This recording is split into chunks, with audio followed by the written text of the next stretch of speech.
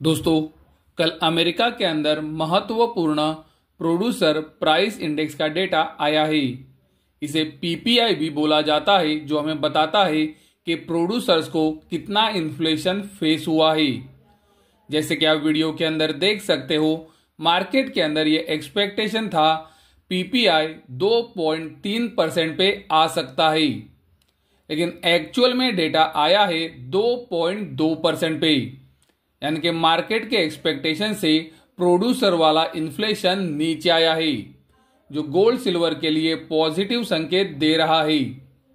दोस्तों, अगर हम पिछले महीने का पीपीआई ये महीने के पीपीआई से कंपेयर करते हैं तो हमें पता चलता है कि प्रोड्यूसर प्राइस इंडेक्स के अंदर एक बड़ी गिरावट आई है, क्योंकि पिछले महीने पीपीआई 2.7% पे आया था और ये महीने पीपीआई 2.2% पे आया है। उसी तरह से आप कोर पीपीआई को भी देख सकते हो। मार्केट के अंदर ये बार एक्सपेक्टेशन था कि कोर पीपीआई 2.7% पे आ सकता है। एक्चुअल में डेटा आया है 2.4% पे, यानी कि मार्केट के एक्सपेक्टेशन से भी ये डेटा नीचे आया है। अगर हम ये डेटा को पिछले महीने से कंपेयर करते हैं तो हमें पता चलता है कि कोर पीपीआई के अंदर भी एक बड़ी गिरावट आई है, क्योंकि पिछले महीने कोर पीपीआई आया था 3% पे और ये बार कोर पीपीआई आया है 2.4% पे। तो पीपीआई डेटा से गोल्ड सिल्वर के लिए अच्छा संकेत मिल रहा है। लेकिन दोस्तों, याद रहे, आज अमेरिका के अंदर बहुत ही महत्वपूर्ण इन्फ्लेशन का डेटा आने वाला है। आज अमेरिका के अंदर भारतीय समय अनुसार शाम को 6 बजे महत्वपूर्ण इन्फ्लेशन का डेटा आएगा। उसका एक्सपेक्टेशन है 3% का।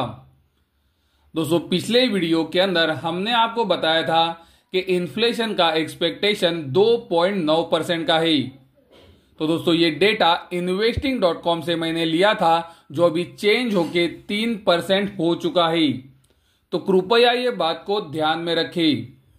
तो अमेरिका के अंदर अगर इन्फ्लेशन 3% के नीचे आता है तो मुझे लगता है वो गोल्ड सिल्वर के लिए पॉजिटिव संकेत हो सकता है।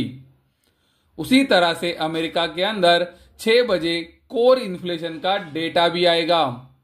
मार्केट के अंदर ये बार एक्सपेक्टेशन है कि कोर इन्फ्लेशन 3.2% पे आ सकता है।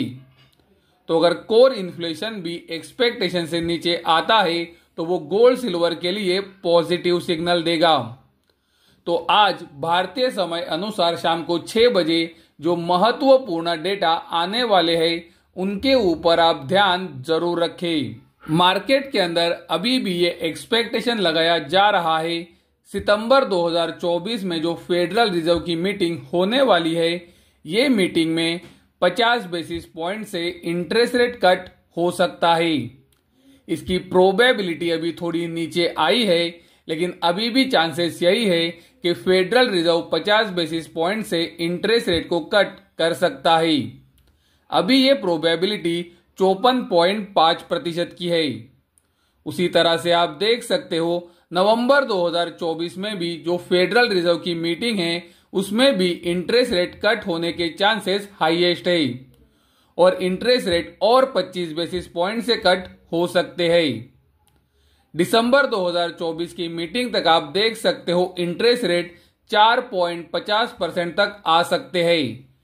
यानी कि दोस्तों, मार्केट के अंदर अभी भी ये एक्सपेक्टेशन लगाया जा रहा है कि आने वाले तीनों मीटिंग के अंदर इंटरेस्ट रेट कट होने वाला है और दिसंबर 2024 तक प्रोबेबिलिटी ये बताई जा रही है कि इंटरेस्ट रेट 5.50% से 4.50% तक नीचे जा सकते हैं। इन्फ्लेशन का डेटा आने से पहले आप देख सकते हो गोल्ड उसके प्रीवियस हाइस के पास काम कर रहा है।